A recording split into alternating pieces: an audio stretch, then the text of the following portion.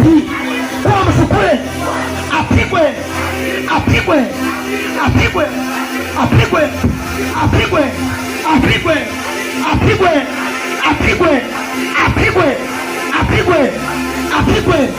Aliyemchukua kwa msukule, funga huyo kwenye vyombo, kufunga kutoka kwenye vyombo hivi, mfutie huko.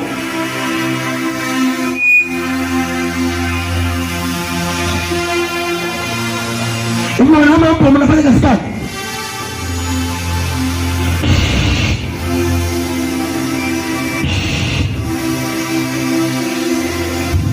Moto wewe na kuua.